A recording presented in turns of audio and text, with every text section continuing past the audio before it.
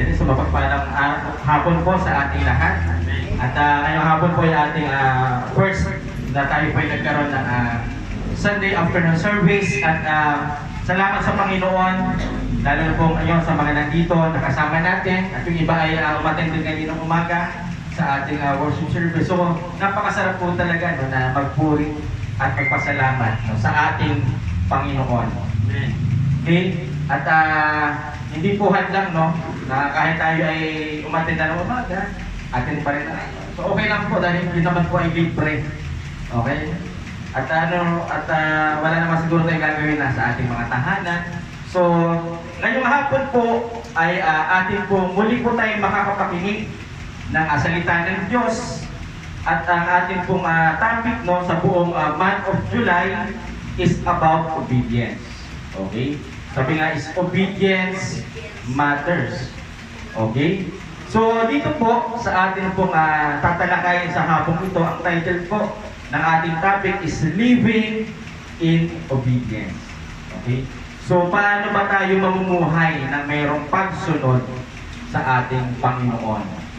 Okay, so tayo po bilang mga Kristiyano ay meron tayong dating buhay. Okay? At yung dating nating buhay, kadalasan po ay ang sinusunod po natin ay yung ating mga sariling kagustuhan. Okay, pero po tayo ngayon bilang mga Kristiyano ay ano na ba yung klase ng pamumuhay na atin pong ginagawa, lalo na po sa panahon ngayon. Okay? At dito po no, ay yung ating verse or chapter sa hapong ito ay mababasa po natin sa aklat ng John, chapter 14, verse 15 to 16. Okay, sabi po sa verse 15, okay, so sa New English translation tayo, sabi po that if you love me, kung mahal mo daw ang Diyos, you will obey my commandments. Sa verse 16, then I will ask the Father, and He will give you another advocate to be with you forever. Okay, salamat po sa mensahe na ating Panginoon. Tayo po muna ay sandali pong manalangin. Lord, maraming salamat po sa hapong ito. Salamat sa iyong salita, sa iyong mensahe, Panginoon. Sa hapong ito, Lord, humingi kami ng wisdom, Panginoon, na nagmumula sa iyo, Panginoon, na amin po ito, Lord, na ma-enjoy ang iyong mga salita, Panginoon.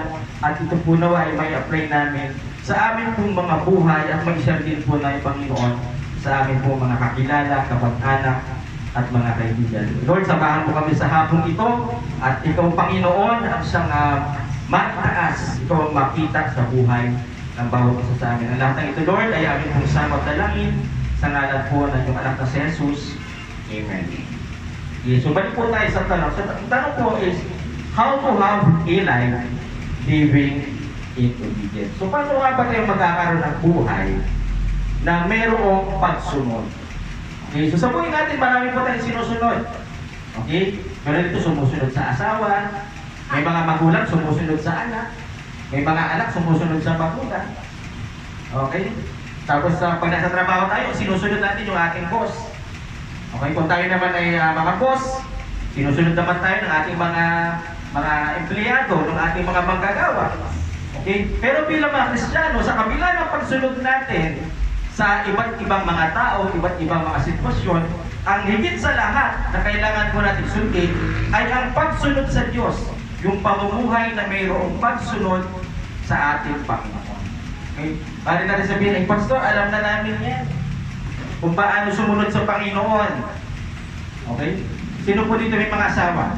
Nasa kamay? Wala at singgit? Yung iba may asawa, yung iba maghahanap pa lang. Okay, yung iba, iniwan ng asawa. At, okay, so may mga asawa po. Di ba sinusunod natin yung mga asawa na lalo po yung mga babae, sumusunod nyo sa kanilang mga mister. Lalo na pag bagong sahod. Di ba? Pero pagka ano na, paubos na yung budget, yan, medyo hindi na sumusunod, nagdada po. Nag-aaway na. Okay, lalo na nung sila po yung nagliligawan, no? So siguro lahat ng sinasabi ng babae, sinusunod ng lalaki. Nung nagliligawan sila, yung lalaki sumusunod sa babae. Pero nung magkasama na sila, yun ang babae yung sumusunod sa lalaki. Lalo na kung yung lalaki, maganda yung trabaho, malaki yung income. Okay? And biblically naman po, no, according to the Bible, yung mga babae ay magpapasama sa mga asawa nila lalaki. Okay, normal po yun. Na yung mga babae, sino po dito nagpapasakop sa asawa nilang lalaki? Yan. Okay. So, yan po, no? Yung mga nagpapasakop po sa kanilang mga asawa ay salamat sa Panginoon sa inyong buhay. Okay? At dito po, bakit ba natin sinusunod yung ating asawa? Kasi, mahal natin sila. Tama po ba? Kaya natin sinusunod yung ating mga asawa kasi mahal natin sila. Kahit minsan yung pinapagawa nila sa atin, hindi na natin gusto. Oh, honey, madaming hugasan sa lababo. Ihintay sa'yo. Okay? Bilang mga babae, sabi naman naghugas ng mga pinakit. Pero minsan nakakapagod din. Minsan naisip ng mga sabang babae, kailan kayo maghugas ng pinagkanila yung mister. Okay. Pero dahil mahal nila ang kanilang mga asawa, sumusunod po sila. Okay? At dahil po ito sa kanilang pagmamahal sa kanilang asawa. Ang mga anak, ganun din. No? Kaya sila sumusunod sa magulang nila dahil mahal nila kanilang mga magulang. Okay. Pero yung iba takot. Lalo na nung panahon namin noon. Kasi may palo pag di ka sumunod. Uutusan ka pala, nandiyan ang hangin at umalis ka. Di ba hawak na nila? Kaya ikaw palakad niya, susunod ka na. Okay? At tayo po bilang mga Kristiyano ay sumusunod din po tayo sa ating Panginoon. So paano nga ba? Meron po tayong 4 na bagay na dapat tandaan sa pagsunod. Sabi po, tandaan natin salita, obey. Okay? Spell obey. O, letter O, letter B, letter E, letter O. So madali po kung tandaan. Ay madali po, no? 4 na letter na lang obey. Okay. So ano nga ba itong obey na ito? Number 1 po. Letter O, sabi po sa letter O, obedient. Kailangan meron tayong puso na masunod. Okay? Sabi po dun sa verse 15, if you love me, you will obey my commandments. Okay? So si Jesus po yung nagsasalita po dito. No? Sabi niya, kung bahal mo ako, susundin mo yung mga utos ko. Okay? Ano ba yung mga utos ni Lord? Nasa Bible po yan. Mapasa po natin ito. Okay? So, may kinalaman po yung ating puso sa pagsunod sa Panginoon. Okay? Hindi natin pwede sabihin na, Pastor, ang dami mo namang alam sa Bible. Graduate ako ng iba't ibang Bible school. Maaaring sa isip mo, marami nang alam sa Diyos. Pero kamusta yung puso mo pagdating sa Panginoon? Okay? Isa pa, marami kang alam sa salita ng Diyos. Ang tanong, ilan doon yung nasusunod mo? Ilan doon yung na-apply mo?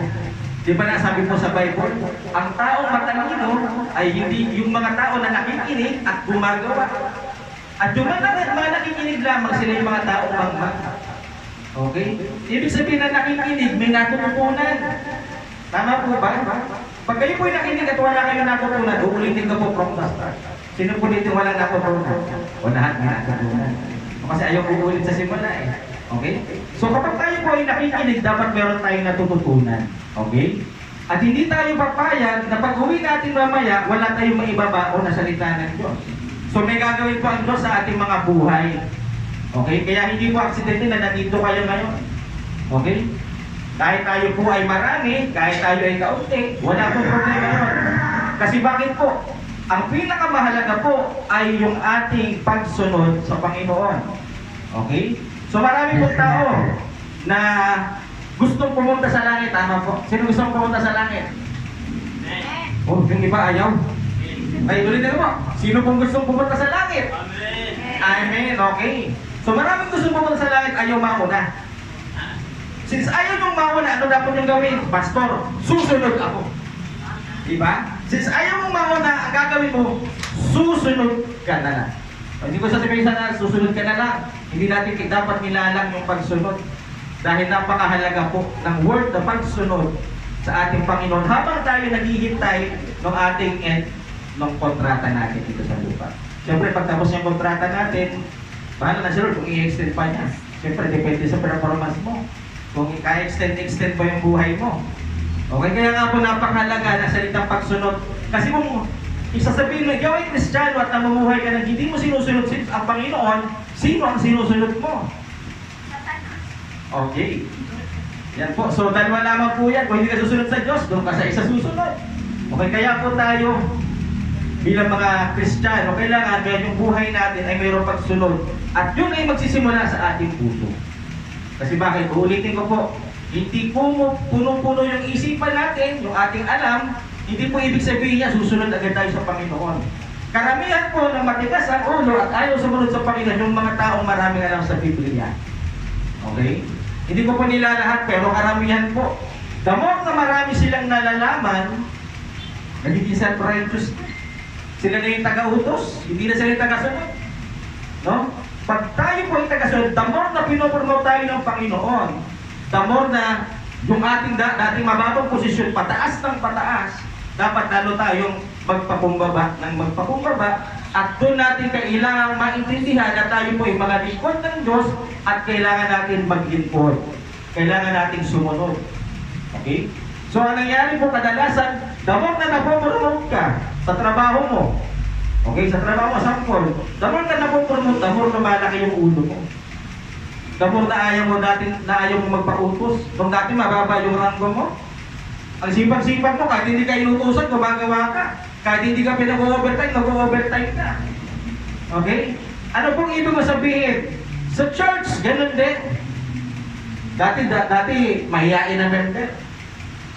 Okay? Naging tagahugas, tagawalis, tagalinis. Tapos pinagturo na sa Bible study. Hanggang napunod, pagpapastor. Tapos naging bishop na din. Kung naging bishop, hindi mo na mautusan. Hindi mo na rin makausap. Okay? So, let us reflect. Saan ba tayo nagmula? Sa mababa. At gusto ni Lord, manatili tayong mapagpakumbaba.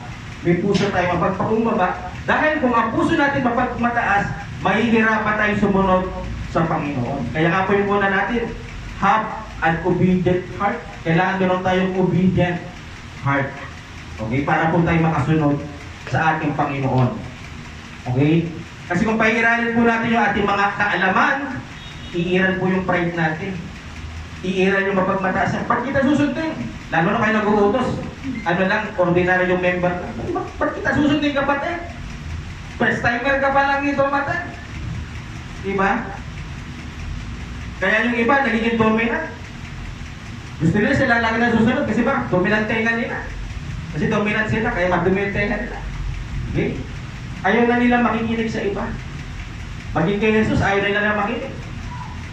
Kasi ang pinapakinggan na lang nila yung kanilang sarili. Kaya po ang isang Kristiyano, pag hindi po ayos yung puso sa Panginoon, may hirapan po sumunod. Kaya minsan tatanungin natin yung kalagayan ng puso natin kung kumusta na ba yung ating mga puso. Minsan tayo po ay nasasaktan, nahihirapan dahil sa mga sunod-sunod na pagsubok. Subalit ang sinasabi ni Lord, kung talagang mahal mo ako, susundin mo yung mga utos ko. Yung mga sinasabi ko sa iyo. At ulitin ko po, yun po ay nakalagay na sa Bible. No? Hindi na pwede isa-isahin ng pastor na ipaliwanag. So, duty na po ng bawat isa yan na ating pong pag-aaralan, babasahin po natin yung ating Bible. Okay? So, pag tayo nananalangin, kinakausap natin ng Diyos. Pag tayo nagbabasa ng Bible, kinakausap tayo ng Diyos. Okay? Kaya kung gusto natin ng instruction from Lord, magbasa tayo ng Biblia. Okay? Kasi pastor, ilang beses ako nag-reply, wala namang reply si Lord. Ang tagal mag-reply. Kasi may mga ganun, kasi di ba pastor, dati nagpapano sa panaginip? O kaya pag nagdadasal, kakausapin ka na lang, kakausapin ka na Diyos. So, hindi na, sa panahon ngayon, hindi ko naman nila lahat, pero mahirap na po. Pag yun kasi ang hinintay natin, baka may mga maraming pagkakataon na mabibigo tayo. Pero yung pinagtatanong mo, yung pinaghihintay mo, kung ginagawa natin, magbasa tayo ng Bible. Kaya po yung online devotion natin, natutuwa ako eh. Di bakit? Nare-reach out natin yung ating mga kapatiran. Pero meron din akong tanong din doon, sabi ko. Ang mga pastor, okay. Kasi bakit? Kami yung unang kumakain. Mainit pa yung pagkain, nagtitip pa na namin. Pero yung iba, lalo na yung mga hindi nakakaabot ng mga late na. Yung natikman nila, hindi na nila malasap yung sarap ng pagkain, ng salita na ito. Sabi ko, may advantage dito, may disadvantage sa mga member, baka hindi na rin sila nagbabasa ng sarili nilang devotion. Kaya ini-encourage ko rin po, yung ating mga kapatiran, bukod po sa selection ng mga pastor, ano rin po tayo, gumawa rin tayo ng personal devotion natin. Kasi bakit? Iba pag kayo rin nagluluto. Okay? Iba pag nakakatiling kayo ng luto ng iba, iba rin pag kayo yung nagluluto. Kasi bakit? Ako customize nyo na lang. Diba? Pwede nga ako, masarap yung luto ko, maganda yung timpla ko ng alat. Kung times, pero kayo, ayaw nyo pala ng masyadong maalat, ayaw nyo masyadong mataas. Okay? Minsan, sobrang anghang ang luto ko. Yung tipong first line pa lang, ano na talaga, tagos na tagos sa puso. Okay? So, ang salita ng Diyos, nagre-rejoke din yan. Kaya pag hindi kayo sanay ng nare-rejoke, masasaktan at masasaktan kayo. Tama po ba? Pero pag lagi kayo nakakatikim na mahalang na pagkain, parang napapamilyar na yung taste buds nito. Okay? Hindi na kayo masyadong nahalang. Although may konting halang, may halang pa rin, pero unti-unti na kayo nasasanay. Kaya pag narinig kayo, hindi na kayo nasasaktan, natutuwa na kayo. Kasi bakit? May inaayos si Lord sa buhay ninyo. Okay? Pag may inaayos si Lord sa buhay natin, matuwa po tayo. Kasi yung iba, wala nang pumapansin sa kanila kasi wala nagmamahal sa kanila. Pero tayo, napakamapalad natin kasi mahal tayo ng Panginoon, kaya lagi niya tayo pinapansin, lalo lagi siyang may inaayos sa puso natin. Okay? Yun po yung una. Pangalawa po is believe in God's word. Okay? So dito, Pastor, okay na yung puso namin. Ito bang hindi na kami magbasa? Kasi okay naman yung puso namin. Sabi mo naman, hindi sapat na marami kang alam. Okay? So mga kapatid, kailangan balansin po yung ating spiritual life.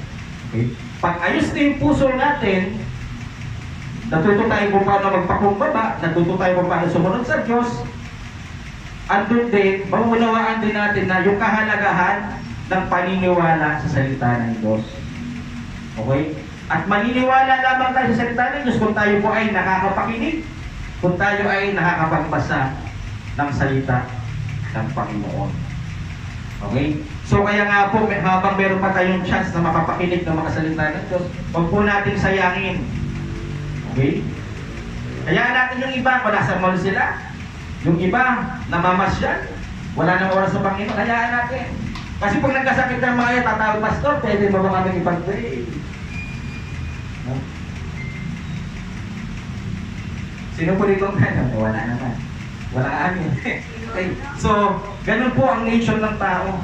Kapag wala tayong kailangan sa Diyos, Lord, bahala ka na muna dyan. Dito muna, enjoy ko muna yung laki ng sahod ko. Total, pinunumot mo naman ako, i-enjoy ko naman itong promotion ko. Okay? So, mga kapatid, kailangan andun pa din. Sa verse 15 pa din yan, sabi na, if you love me, you will obey my commandments. Okay, andun yung pagsunod sa mga utos, mga salita ng ating Panginoon. Kailangan maniwala ka. Kasi pag hindi ka naniwala sa Diyos, sino paniniwalaan mo yung sarili mo? Paniniwalaan mo yung sinasabi ng ibang tao, lalo na sa social media. No, ang dami nagsasabi dyan, kung sama naman ang ugali mo, huwag ka na magsimba. Tatlo naman ng mga tao, pag masama ang ugali mo, hindi ka magsisimba. No? Pero kung magbabasa ka ng Bible, ando, the more kang lumalayo sa Panginoon, the more ka dapat lumapit. Okay? The more kang dapat magdasal. Kaya yung iba, hindi na nagdadasal eh. Kasi may guilty sa puso nila. Okay, Pastor, ba't ako magdadasal? Mamaya, alam ko naman, may magkagawa ulit ako ng kasalanan. Okay? Parang wala na sinabi, ba't pa ako maliligo? Mamaya, papawisan din ako. Ikaw kaya hindi maligo araw-araw. Sino lalapit sa'yo? Yung kapwa mo din, kasi immune na sila sa ganung amoy na hindi naliligo. Okay? Pero pag Kristiyano ka, naaamoy mo agad eh. Hindi yung katabi mo ha. Naaamoy mo yung mga tao na makakalata mo na yung kanilang buhay spiritual, hindi na ganun kabango. Kulang na sa ligo. Okay? So tayo bilang mga Kristiyano, yung pagdadasal po, no? Andiyan yung cleansing. Andiyan yung paghingi natin ng tawad sa ating Panginoon. No? Dahil the more tayo humihingi ng tawad sa Diyos, the more natin pinapakita na yung puso natin ay mapagpakumbaba. Kasi wala tayong may pagmamalaki sa Diyos. Kahit kang gumawa ka araw-araw ng mabuti, hindi mo pa rin may pagmamalaki sa Diyos mo. Okay? Kaya tayo po, Ang magawa man natin ay mabuti o hindi sa paningin tao, sa paningin ng Diyos, tayo po'y lumapit sa Panginoon. Dahil aayusin niya yung buhay natin, aayusin niya yung puso natin at matutulog tayo kung paano sumunod sa atin po Panginoon. Okay? At kapag alam mo na yung mga gusto ng Panginoon, yung number 3 po, embrace God's command. Kailangan yakapin mo. Hindi pwede yung gusto mo lang pero hindi mo nayayakap. Sino din yung asawa nila, gusto lang nila pero hindi nila nayayakap. No? May iba sa, tanda na namin, yung mga senior citizen na kami. Magyayakapan pa ba kami? Okay? Paano? Natawa siya na, nagyayakapan pa ba o hindi na? Ay, kayakapan pa din. Okay? So ito po kasi pag nagyayakap po, lalong, naramdaman niyo pag may nagyayakap kayo? Yung asawa niyo, hindi asawa ng iba. Pag nagyayakap yung asawa ng iba, mapapasok kayo doon. Pag nagyayakap yung asawa ninyo, ano nararamdaman mo? Naiinis. Naiinis ako, pastor, dahil vlog ako. Kasi bakit? Hindi naliligo eh. Ako, panaliligo ko yung asawa ko. Pahalag. Okay. So pag meron tayong niyayakap, lalo na yung mahal natin, ang init sa katawan. Ibig ko sabihin, dapat na niyayakap natin yung Panginoon, yung salita ng Diyos, damon na nag-iinit yung ating pagmamahal, damon na nag-iinit tayo sa paglilingkod sa Panginoon. Kasi pag yung mga, pag hindi na tayo nag-iinit, ano mayari? Nanlalamig ka na. At pag nanlalamig ka na, unti-unti ka na mapapalayo sa Panginoon. Okay? Sino dito gusto mapalayo sa Panginoon? Siyempre wala. Gusto natin mapalapit, kaya ang gagawin natin, yakapin natin yung salita. At pag niyayakap natin, hindi natin bibitawan. Kasi minsan, kung sabi ko nila, basta mabaho yung asawa ko, ayaw ko yakapin. Minsan, may nababasa tayo ng Word of God, nasasaktan tayo. Parang, Lord, Pastor, pwede ko ba itong yakapin? Kasi parang yumayakap ako sa cactus. Tinitin ako parang, nasasaktan na ako. Kasi bakit? Narinig kasi tayo. Okay? Natatamaan tayo. Okay? So, kayo po ang makakaranas po niyan habang kayo po ay nagbabasa ng salita ng Diyos. Okay, kasi sabi ito, yakapin natin yung utos. Ang mga utos pa naman, dyan yung kagustuhan ng Panginoon. At karamihan na kagustuhan ng Panginoon, taliwas sa kagustuhan natin. Lalo na po sa mga kabataan. Hindi na sa kabataan, kapag katandaan na din. Okay? So, may edad na. No? Ang kadalasan yung gusto natin, Lord, may maintenance ako pero gusto ko pa rin kumain ng bawal. Kasi dito may maintenance pero kumakain pa rin ng bawal. Kasi may maintenance naman. Okay? Lalo na sa pag may rayuma, bawal yung may buto. Ang daming bawal. Bawal yung laman loob. Pero nakakita ng pares. Ako mahilig ako sa pares. Nakita ng bawal, kinain. Lord, sorry ah. Sorry Lord, may maintenance naman ako. Okay? So, dito mga kapatid, ang ibig ko pong sabihin, kung sa mga material na bagay, mga physical na bagay, nagagawa natin. Kasi bakit? Nasasarapan tayo. Gusto natin kumain kahit bawal. Okay? So, yung salita ng Diyos, kahit nasasaktan tayo, kasi masakit talaga minsan, yakapin din natin. Gawin natin. Okay? Huwag natin bitawan, ay, hindi ko muna ito rin, pastor, hindi ko muna ito gagawin. Kasi nag-i-enjoy pa ako sa buhay ko na ganito eh. Hindi ko muna ito susundin. Hanap muna ako ng ibang pwedeng sundin. Okay? Lalo na po yung bawal malay. Gusto mo na bang kinalaman ng bawal malay? Wala naman sa Bible. Nasa Bible yan. Okay? Pag nag-iinit ka sa Panginoon, hindi ka malay. Pastor, init na init ako sa Lord, gusto ko maglingkod. Kung talagang gusto mo maglingkod sa Panginoon, 1 hour before na nandito ka sa tite.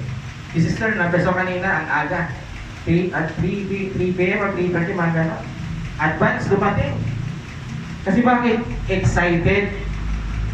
Excited na muling maranasan yung presensya ng Panginoon. Excited na makapakinig ng salita ng Diyos. Grabe na naman, pastor. Paano naman kami? Okay. So, ang ibig ko po sabihin, ito po yung mga lamang, palatandaan na tayo po ay pero minsan, kung tayo po ay nalilate, meron namang validation, okay lang po yun.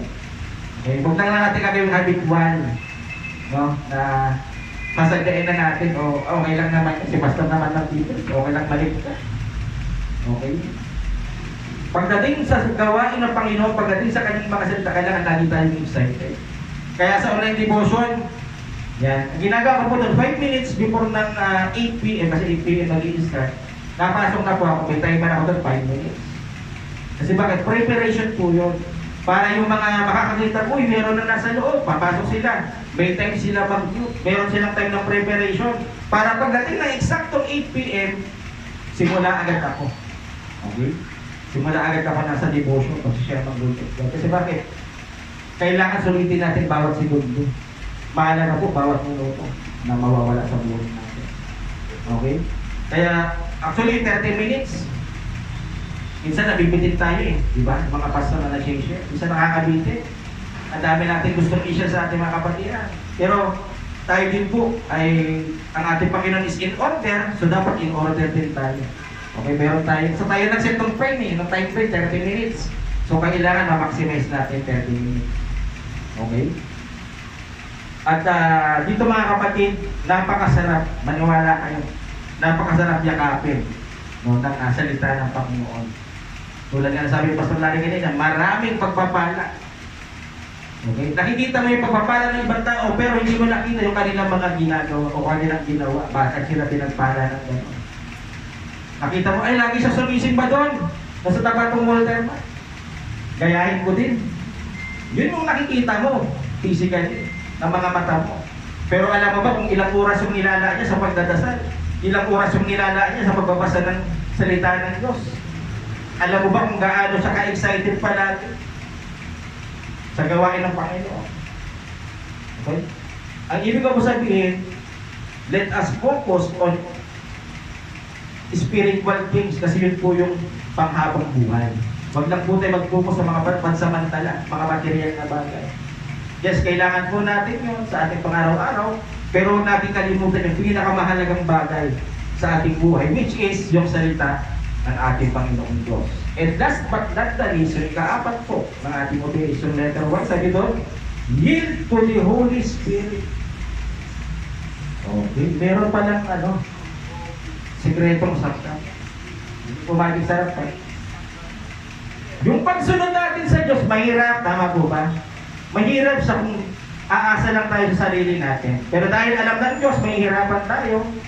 Di ba hindi nyo malapas sabi sa una, if you love me, obey my commandments. Pero alam ni Lord, alam niya mahal mo siya. Pero alam din niya, mahihirapan ka sumunod. Kaya anong ginawa niya? Nagbigay siya ngayon, nakatuwa ko, sabi niya sa verse 16, then I will ask the Father. Diba? And He will give you another advocate to be with you forever. Bakit forever? Ibig palang sabihin, yung pagsunod sa Panginoon dahil mahal natin siya kailangan forever din, habang nabubuhay tayo. Kaya yung pagsunod natin sa Panginoon, habang nabubuhay tayo. Hindi sa tuwing gusto lamang natin. Okay? Hindi lang tayo susunod kasi pinagpapala tayo ng Diyos, materially o financially. Sigurado ka ba na kay Lord galing yun? Okay? Kasi nagbe-bless din ng kaaway para mapalayo ka sa gawain ng Diyos. Okay? Kasi sinabi nyo, bibigyan ka ng another advocate, katuwang mo. Kasi yung Holy Spirit na tinanggap natin, yun po yung tutulong sa atin. Tutulong sa tuwing tayo ay nagdidesisyon. No? Sa tuwing tayo po ay nalulungkot, siya yung magbibigay sa atin ng comfort. Okay? So marami pong role ang advocate sa buhay natin. Yung Holy Spirit, marami pala siyang ginagampanan sa buhay natin. Pero kadalasan, hindi natin pinapansin. No?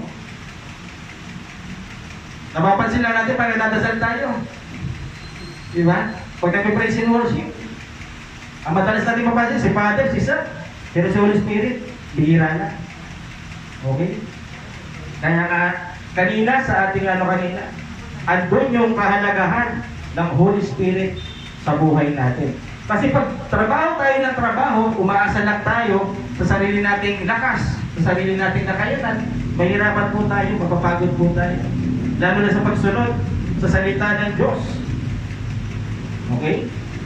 So, pag magbabasa ka ng Word of God, you will ask the Holy Spirit. Hingi tayo ng wisdom. Pag sumasamba tayo sa Panginoon, We also ask the Holy Spirit, yung presence ng banal na Espiritu, kailangan po natin. Okay? Hindi po basihan kung tayo ay magaling kumanta, magaling sumayaw. Ang tanong, ina-acknowledge mo ba yung presensya ni Lord, yung presensya ng Holy Spirit? Kaya nga po, bago tayo mag-praise and worship, meron muna tayong prelude o opening song. Okay, doon natin ina-acknowledge yung presensya ng Diyos, yung presensya ng Holy Spirit. Siyang kumikilos sa lugar na ito. Okay? So, kailangan naiintindihan po natin yung ating mga ginagawa na pagsamba. Okay? At dito po mga kapatid, kasama natin siya habang buhay. Kaya i-acknowledge po natin siya habang tayo po ay nabubuhay. At lalo na po kung namatay tayo. Okay? So dito po, i-review natin. Yung una, obedient heart. Pangalawa, believe on God's word. And number 3, embrace God's commands. And 4, yield to the Holy Spirit. Okay, kailangan ayos yung puso natin. Kailangan maniwala tayo sa salita ng Diyos. Yakapin natin yung salita ng Diyos. At tayo po ay laging umasa sa pagkilos ng banal na Espiritu sa ating mga buhay. Okay? Kaya po mga kapatid, sa mga sandaling ito, nais ng Diyos na maranasan ninyo. Maranasan nyo kung paano kumilos yung banal na Espiritu sa inyong mga buhay. Nais ng Diyos na malaman ninyo, maintindihan nyo kung paano yung tamang pagsunod, yung pamumuhay na mayroong pagsunod sa ating Panginoon. Nais ng Diyos na i-acknowledge natin yung pagkilos ng Holy Spirit sa ating mga buhay. Are you excited to experience the Holy Spirit? Maranasan ang banal na apoy sa ating mga buhay. Amen? Inaanyayaan ko po lahat na tayo po ay tumayo. At sa mga oras po na ito, nandito si Lord sa ating harapan, sa ating kalagitnaan. Nais po ng Diyos na iparanas sa atin yung kagalakan ng pagsunod sa Panginoon. Yung kagalakan na tayo po ay namumuhay na mayroong pagsunod sa ating Panginoon. Nais ng Panginoon ating maranasan yung pagkilos ng banal na Espiritu sa buhay ng bawat isa sa atin. Dahil ang Panginoon ay excited na tayo po ay maka-fellowship. At alam ko po, tayo bilang mga Kristiyano ay excited din na ating pong namnamin ang presensya ng ating Panginoon.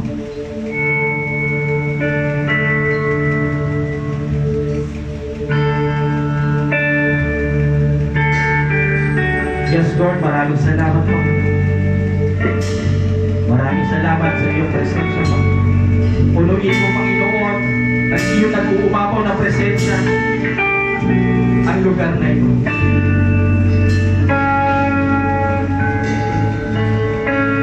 Buhay na paarito upang ipunin mo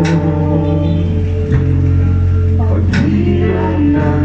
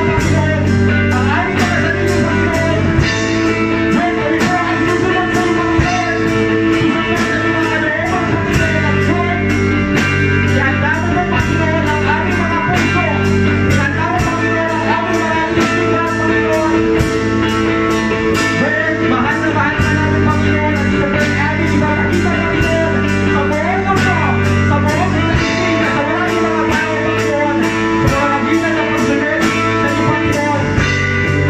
Patuloy kami, Panginoon, nalalaan sa iyo, Panginoon. Patuloy naman, Panginoon, nagkakaroon, Panginoon, at walang makakapigil sa bawat isa sa amin, Panginoon. Hindi kami mapapigilan, Panginoon, at anumang problema, at anumang pagsubok, Panginoon, dahil ito, Panginoon, ang aming kalakasan, Panginoon. Ikaw, Lord, ang lahat-lahat sa amin, Panginoon. At sa iyo, Panginoon, ang aming mga buhay.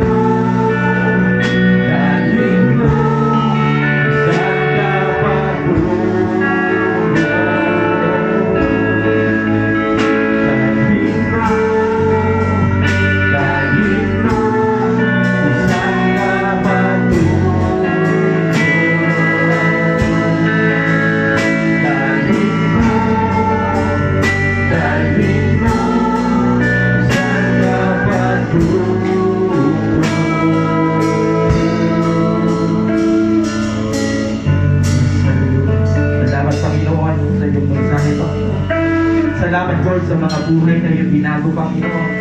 Sa mga puso, Panginoon, na tinuruan mo kung paano sumunod sa iyo, Panginoon.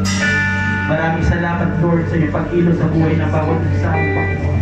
Lord, inaalay namin ang aming buhay at pinapangako, Lord, na kami ko'y susunod sa iyo, Panginoon.